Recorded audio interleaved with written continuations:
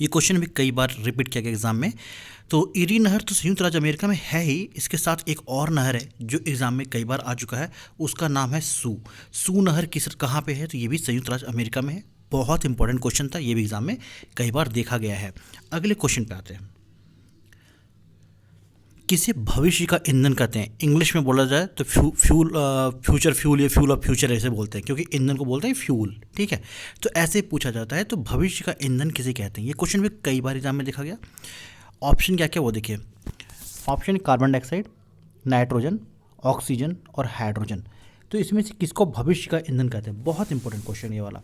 जवाब पता है कमेंट बॉक्स में ज़रूर डाला कीजिए। इसका सही जवाब है hydrogen, answer number D. Hydrogen को जो है भविष्य का ईंधन बोलते हैं। ऐसा क्यों बोला जाता है ये भी जानिए। ऐसा इसलिए बोला जाता है कि जो स्थानीय साधन होते हैं ना, उसके से स्थानीय साधनों से ही स्थानीय स्तर पर इसको बनाया जा सकता है, यानी लोकल लेवल पे ही हाइड्रोजन को आप बना सकते हैं। और हाइड्रोजन एक बहुत अच्छा ईंधन है, इसलिए इसको भविष्य का ईंधन की कैटेगरी में रखा गया है। तो ये बहुत सही क्वेश्चन था, एग्जाम में बहुत बार देखा गया है। नेक्स्ट क्वेश्चन पे आते हैं। Hello friends, welcome back to Perfect Pustak. दोस्तों आज है वेडनेसडे यानी बुधवार, और आज हम फिर से हाजिर हैं आप लोग के सामने वैसे ही अल्टीमेट जीके का सेट लेकर, सेट नंबर 55। 54 सेट इसके पहले हो चुके हैं। कोई सेट छूट गया बिल्कुल मत घबराइए, डिस्क्रिप्शन में जाइए, पहले लाइन पर प्लेलिस्ट का लिंक दिया गया है, आप हर एक वीडियो देख सकते हैं। सेलेक्टेड क्वेश्चंस हैं क्योंकि एग्जामिनेशंस में 3 बार से ज़्यादा पूछे गए हैं। जितने भी एग्जामिनेशंस में जीके जीएस पूछा जाता है सबके लिए बहुत इंपॉर्टेंट है। ये हमारा टेलीग्राम चैनल का नाम है और लिंक डिस्क्रिप्शन में भी दिया गया है। चलिए आते हैं क्वेश्चन नंबर 1 पे और देखते हैं आज के इंपॉर्टेंट सीरीज का पहला क्वेश्चन क्या है। अगला क्वेश्चन पहला, लौंग की खेती मुख्यतः कहाँ होती है? लौंग जो होता है उसकी खेती मुख्यतः कहाँ होती है? ये क्वेश्चन को कई बार एग्जाम में देखा गया है और आप सेट लगा रहे होंगे, देखे भी होंगे। ऑप्शन देखते क्या क्या है। गोवा है, कर्नाटक है, महाराष्ट्र है, उत्तराखंड है। क्वेश्चन क्या है, लौंग की खेती मुख्यतः कहाँ होती है? एक जगह है कोंकण, कोंकण यहीं पे लौंग की खेती होता है। ये जगह पड़ता है महाराष्ट्र में। कहाँ पड़ता है? महाराष्ट्र में। सी, बहुत इंपॉर्टेंट क्वेश्चन था ये वाला। लौंग की खेती कहाँ पर होती है? तो महाराष्ट्र कोंकण में। नेक्स्ट क्वेश्चन पे आते देखते क्या है। गुप्त वंश का प्रतीक चिन्ह कौन सा है? ये 4 ऑप्शन दिए गए हैं। अच्छा, आपको अगर जवाब पता होता है ना तो आप चाहे कमेंट में चाहे कॉपी पेन में, जब भी मेरा वीडियो देखिए, मैं हमेशा बोलता हूँ मेरा वीडियो देखिए ना तो आप हाथ में कॉपी पेन जरूर रखिए। मैं हमेशा बोलता हूँ ताकि जो कुछ इंपॉर्टेंट पॉइंट होते हैं, मैं बेकार के पॉइंट बताता ही नहीं। तो जो इंपॉर्टेंट पॉइंट्स हैं ना आप उसको लिख सके, है ना, आपको बहुत मदद करेगा एग्जाम में। आप भरोसा रखिए मेरी इस बात का। तो अगर जवाब पता हो तो कहीं पे आप जैसे कॉपी में लिख रहे थे क्वेश्चन नंबर का आंसर देखिए, पहले लिख दीजिए सी डी, जो भी। अगर गलत है तो सही उसको क्रॉस कीजिए और उसके बाद सही लिखिए। सही है तो आंसर को टिक कीजिए कि हाँ सही था मेरा आंसर। तो आपका एक नॉलेज प्रैक्टिस, नॉलेज टेस्ट हो जाएगा, क्योंकि ये क्वेश्चन एग्जामिनेशन में फिर आने वाले, इतना आप जान लीजिए। आते हैं क्वेश्चन पर कि गुप्त वंश का प्रतीक चिन्ह कौन सा है? कबूतर है, गरुड़ है, सांड है या घोड़ा है? तो गरुड़ जो है इसको गुप्त वंश का प्रतीक चिन्ह रखा गया। अब ऐसा क्यों? क्यों गरुड़ जो है ना, ये चिल जो होता है, चिल और मानव का मिश्रण होता है देखा जाए इसको तो। अगर चिन्ह आप कहीं कहीं गरुड़ देखा हो कहीं तो इसलिए इसको गुप्त वंश का भी प्रतीक चिन्ह रखा गया था। 20 का राइट आंसर हो गया। क्वेश्चन नंबर 3 की बात करें। आपदा प्रबंधन बिल कब पारित हुआ था? आपदा प्रबंधन बिल, इसको बोलते हैं डिजास्टर मैनेजमेंट बिल। क्या बोलते हैं? Disaster management bill. तो ये कब पारित हुआ था? 2005, 2001, 2009 और 2015। सही जवाब क्या होगा? तो इसको आपदा प्रबंधन अधिनियम भी बोलते हैं। क्या बोलते हैं? आपदा प्रबंधन अधिनियम, डिजास्टर मैनेजमेंट एक्ट इंग्लिश में। ये सही जवाब क्या है? 2005 में पारित हुआ था। 2005 में पारित हुआ था। अगले क्वेश्चन पे आते हैं। दोस्तों वीडियो अच्छा लगेगा ना तो लाइक ज़रूर कीजिएगा। आपका एक लाइक हमें काफ़ी मोटिवेट करता है। लाइक ज़रूर कीजिएगा और अपने दोस्तों शेयर क्या कीजिए। अगर ऐसा वीडियो आपको चाहिए और अच्छा लगता है, कंटेंट मिल रहा है आप लोगों को, तो आप दोस्तों थोड़ा सा शेयर कीजिए। मेरे भी को भी खुशी मिलेगी। थोड़ा रीच बढ़ाइए वीडियो का। ये सब आप लोग के प्यार पे डिपेंड करेगा। मैं तो बस मेहनत करके आप लोग तक ला सकता हूँ क्वेश्चंस को, वीडियोज़ को, अच्छे से अच्छे कॉन्टेंट को। थोड़ा शेयर करेंगे तो मुझे भी काफ़ी खुशी मिलेगी। भारत की तटीय सीमा रेखा की कुल लंबाई लगभग कितनी है? भारत जो तटीय रेखा है, सीमा रेखा है, उसकी कुल लंबाई कितनी है? ऑप्शन क्या क्या वो देखिए। 8700 किलोमीटर है, 7900 किलोमीटर है, 8200 किलोमीटर और 7500 किलोमीटर है। यानी 8700, 7900, 8200 और 7500। 4 ऑप्शन दिए गए हैं। आपको क्या बताना कि भारत की जो तटीय सीमा रेखा है उसकी लंबाई कितनी है? सही जवाब क्या होगा? तो सही जवाब ये है कि 7516 किलोमीटर लगभग है। ठीक है, एग्जैक्ट देखा जाए तो 7516.6 किलोमीटर है। तो इसे राउंड ऑफ में देखा जाए तो 7500 किमी में जाएगा, यानी डी इसका राइट आंसर हो जाएगा। ये बहुत इंपॉर्टेंट क्वेश्चन था। आप कमेंट बॉक्स में बताइएगा, अगर आपने मेरा पुराना कोई वीडियो देखा है या अब तक देखते आ रहे हैं, इसका जवाब आपके पास ज़रूर होगा कि जैसे हमने तटीय सीमा रेखा की बात की ना, तो किस राज्य का सीमा रेखा सबसे लंबा है और किसका सबसे छोटा है, ये आप कमेंट बॉक्स में ज़रूर बताइएगा। अगले क्वेश्चन पे आते हैं। दोस्तों हम लोग जो वीडियो लाते हैं ना, फिर से बता दो, सोमवार को आता है यानी मंडे को, वेडनेसडे यानी आज बुधवार, और शुक्रवार यानी फ्राइडे। वीडियो का टाइमिंग है रात के 8:30 बजे, और हम लोग 25 क्वेश्चंस का सेट लाते हैं, और वो क्वेश्चंस होते हैं जो एग्जामिनेशंस में रिपीटेड 3 बार या उससे ज़्यादा पूछे गए हैं। 3 बार से कम अगर आए हैं, 2 बार आए हैं, तो उनको हम नहीं लाते। तो बहुत ही सॉलिड स्ट्रेटजी आपके पढ़ने की यहाँ पे, तो कम टाइम में ज़्यादा सिलेबस कवर होता है इस तरह से, क्योंकि आप वही क्वेश्चंस पढ़ रहे हो जो एग्जामिनेशंस में पूछा जाता है। इसको अगर बोला जाए टेक्निकल टर्म में तो स्मार्ट स्टडी है ना। तो अब आप लोग के प्यार की ज़रूरत है, थोड़ा वीडियो को प्यार दीजिए, है ना, दोस्तों तक पहुंचाइए, थोड़ा सा लाइक कीजिए। हम पूरी कोशिश करेंगे बेस्ट से बेस्ट कंटेंट आप तक लाने की। चलिए, क्वेश्चन क्या है वो देखते हैं। क्वेश्चन है कि भारत का पहला समाचार पत्र कौन सा था। आई थिंक इसके पहले ही वीडियो में हमने बताया था कि जेम्स हिकी ने 1780 ईस्वी में सबसे पहला समाचार पत्र लाया था, उसका नाम था बंगाल गजट। इसके पहले वीडियो अगर आपने देखा होगा तो उसका जवाब जरूर पता होगा आपको। तो पूरा हमने डिटेल में बताया कि बंगाल गजट के बारे में। तो भारत का पहला समाचार पत्र क्या है ना, बंगाल गजट। ये बहुत इंपॉर्टेंट क्वेश्चन, और ये क्वेश्चन ना 10 बार से ज़्यादा पूछा जा चुका है। कब लिखा गया, किसने लिखा, सारा कुछ A to Z, बहुत इंपॉर्टेंट क्वेश्चन था। अगले क्वेश्चन में आते हैं। भारत में जैव मंडल के आरक्षित क्षेत्रों की संख्या कितनी है। क्या है इसका मतलब, ये समझिए पहले। जैव मंडल के आरक्षित संख्या की संख्या, पहले आंसर जान लेते हैं फिर इसके बारे में बताएंगे। आंसर इसका तो 18 है, लेकिन ये रटन तो नहीं पढ़ना हमें, ठीक है। ये जानेंगे ये है क्या चीज़। देखिए, जैसे कि हम लोग इन्वायरमेंट की, हमारा जो आसपास का पूरा सराउंडिंग से वातावरण है, इसकी बात करें तो क्या है, हमारे आसपास पेड़ पौधे हैं, जानवर हैं, इंसान है, हर कुछ है ना। तो सबका संरक्षण से टाइगर रिजर्व है बाघों के संरक्षण के लिए, फॉरेस्ट रिजर्व है वन के संरक्षण के लिए, इंसानों का भी संरक्षण किया जाता है ना।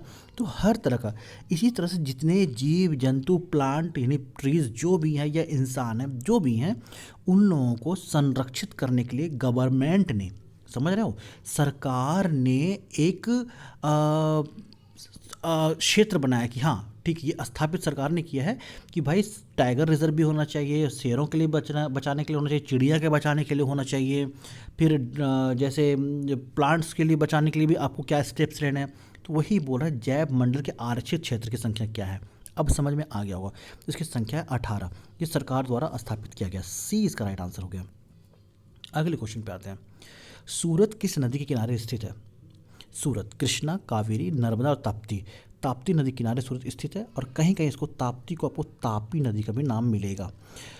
आप कमेंट बॉक्स बताइएगा आप किसी की तैयारी कर रहे हो, एसएससी, रेलवे, पुलिस, पीसीएस, किसी की तैयारी कर रहे हो आप, और आपको मेरा पढ़ाने का तरीका कैसा लगा।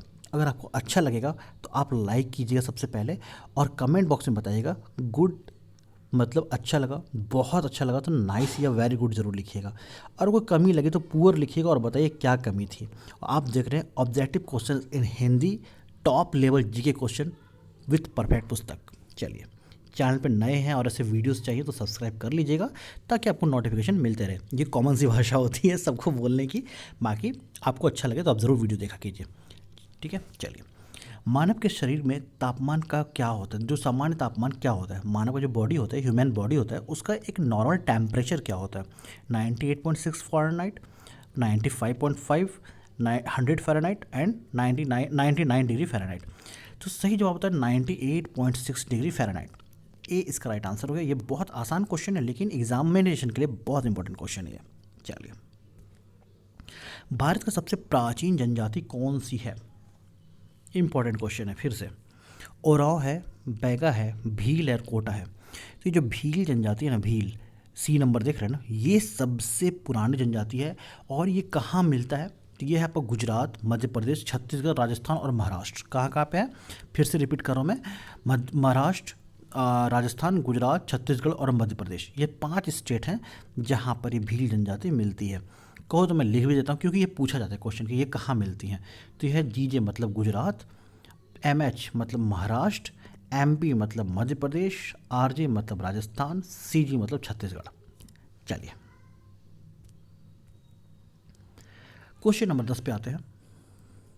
ब्रिटिश संसद का सदस्य बनने वाले पहले भारतीय कौन थे? ब्रिटिश संसद का सदस्य बनने वाले पहले भारतीय। गोपाल कृष्ण गोखले, दादा भाई नौरोजी, बाल गंगाधर तिलक और लाला लाजपत राय। सही जवाब क्या होगा? तो बात है 1892 ईस्वी में, जबकि दादा भाई नौरोजी जो है ब्रिटिश संसद के सदस्य चुने गए थे। तो कब चुने गए थे? 1892 ईस्वी में। 20 का राइट आंसर हो गया। टेलीग्राम ग्रुप में संख्या बढ़नी चाहिए, तभी तो उसमें क्विज स्टार्ट करेंगे, लेकिन क्विज इसलिए स्टार्ट नहीं करें, उसमें 15-16 लोग हैं, क्या क्विज में स्टार्ट करूं। बट हाँ, थोड़ा सा 25 लोग भी चले जाते, थोड़ा मैं क्विज स्टार्ट कर दूं, ताकि इसमें जो आप क्वेश्चंस यहाँ पढ़ रहे हैं ना, उसका रिवीजन वहाँ हो जाए। आपके पास डेली 5-7 क्वेश्चंस मिल जाया करेगा, तो आपका रिवीजन हो जाएगा। तो उसमें थोड़ा, अगर टेलीग्राम ग्रुप में थोड़ी संख्या बढ़ जाए तो मैं उसमें ज़रूर क्विज स्टार्ट कर दूँ, ताकि आपका ना रिवीजन बहुत तगड़ा हो जाए। चलिए आते हैं क्वेश्चन पे फिर से। यंग इंडिया और हरिजन के संपादक कौन है? ये क्या है यंग इंडिया हरिजन? तो ये है पत्रिका। क्या है? पत्रिका, न्यूज़पेपर कह सकते हैं तरफ से। तो यंग इंडिया और हरिजन के संपादक कौन हैं? तो महात्मा गांधी, सुभाष चंद्र बोस, चित्तरंजन दास या जवाहरलाल नेहरू। तो ये 2 पत्रिका है, यंग इंडिया और हरिजन। यंग इंडिया को ये एक साप्ताहिक पत्रिका थी, दोनों का दोनों वैसे साप्ताहिक पत्रिका ही रहा है, ठीक है। लेकिन ये जो यंग इंडिया आया है, ये 1919 ईस्वी से 1931 ईस्वी तक चला है। कब तक चला है? 1919 से 1931 ईस्वी तक, लगभग 12 साल तक चला। और ये जो हरिजन है ना, ये कब आया? तो ये आया फरवरी 1933 में, 1933 में। तो दोनों को किसने लिखा था? महात्मा गांधी ने लिखा था। ए इसका राइट आंसर हो गया। चलिए coming to next question, that question number 12। Majuli नदी द्वीप किस राज्य में स्थित है? माजुली नदी द्वीप किस राज्य में स्थित है? तो ये ब्रह्मपुत्र नदी के बीच में एक द्वीप है, ठीक है। अब किस राज्य में ये जानते हैं, कहाँ पे, किस नदी में? ब्रह्मपुत्र नदी का नाम लिया हमने। माजुली किस नदी का द्वीप है? ब्रह्मपुत्र में। मणिपुर, सिक्किम, ओडिशा और असम, असम में ये है। डी इसका राइट आंसर हो गया। इरी नहर किस देश में है? इरी नहर आपका पड़ता है संयुक्त राज्य अमेरिका में, और यहाँ एक नहर और है जिसका नाम है सू नहर।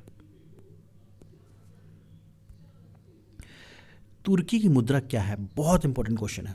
तुर्की की मुद्रा क्या है? लीरा, दिनार, पाउंड और रूबल। क्या सही जवाब होगा? तुर्की की मुद्रा लीरा। ए इसका राइट आंसर हो गया। राष्ट्रपति द्वारा महानिवादी की नियुक्ति की जाएगी कि किस अनुच्छेद में है? देखिए इसके अंदर 3 क्वेश्चन छुपा पड़ा है। सबसे पहला क्या है कि महानिवादी की नियुक्ति कौन करता है? इंग्लिश में बोलते हैं अटॉर्नी जनरल, ठीक है। तो इनकी नियुक्ति कौन करते हैं? तो इनकी नियुक्ति करते हैं राष्ट्रपति। दूसरा कि जो महानिवादी की नियुक्ति होती है वो किस अनुच्छेद के तहत होती है? ये इंपॉर्टेंट क्वेश्चन है। तीसरा कि राष्ट्रपति जो करते हैं वो किन की सलाह पर करते हैं? ये क्वेश्चन आ चुका है। तो राष्ट्रपति जो है प्रधानमंत्री की सलाह पर करते हैं। महानिवादी की नियुक्ति प्रधानमंत्री की सलाह पर होती है, ठीक है। और ये अनुच्छेद 76 के तहत होता है, अनुच्छेद 76 के तहत होता है। तो महानिवादी जिसको अटॉर्नी जनरल बोलते हैं, उनका जो सिलेक्शन होता है, उनकी जो नियुक्ति होती है वो राष्ट्रपति द्वारा की जाती है अनुच्छेद 76 के अंतर्गत, और ये प्रधानमंत्री की सलाह पर की जाती है। अगले क्वेश्चन पे आते हैं। प्रेशर कुकर के आविष्कारक कौन थे? प्रेशर कुकर, तो Jean Pierre, James Watt, Thomas Savery और डेनिस पॉपिन।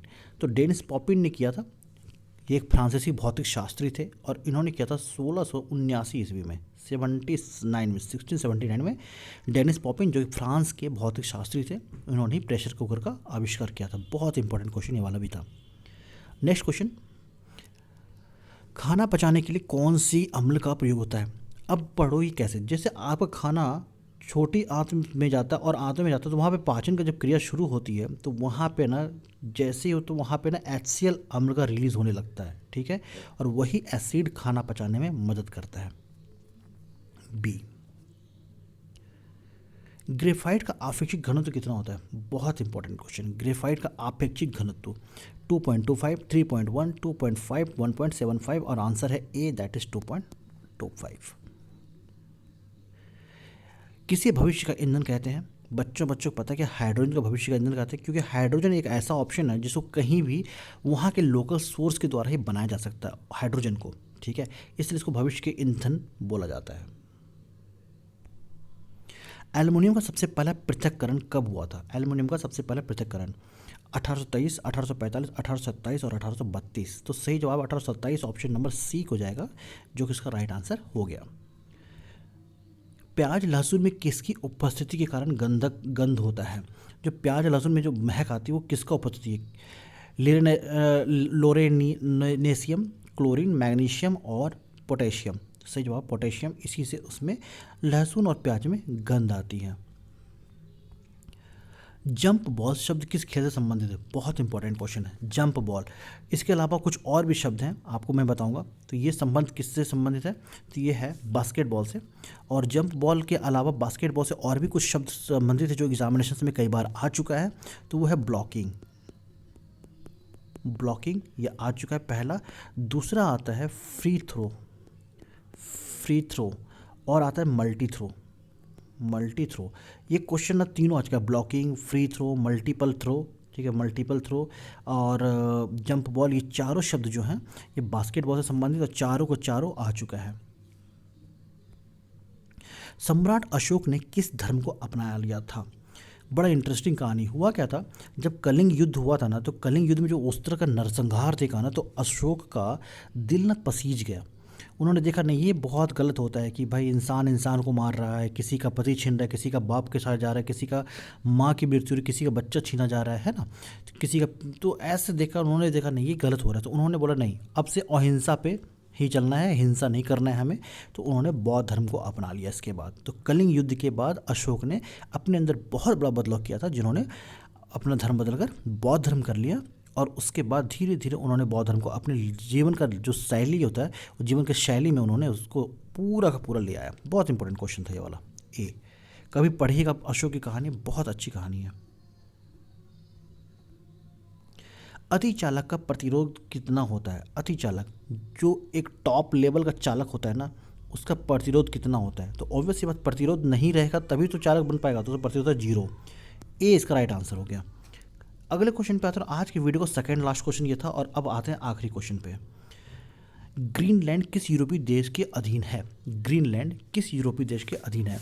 नीदरलैंड है, स्वीडन है, डेनमार्क है, स्विट्जरलैंड है, क्या चाहिए होगा? तो डेनमार्क के अधीन है ग्रीनलैंड। ये एक्चुअली में एक द्वीप बना दिया गया है, द्वीप है ग्रीनलैंड, जो कि डेनमार्क के अधीन है। बहुत इंपॉर्टेंट क्वेश्चन था, सी इसका राइट आंसर हो गया।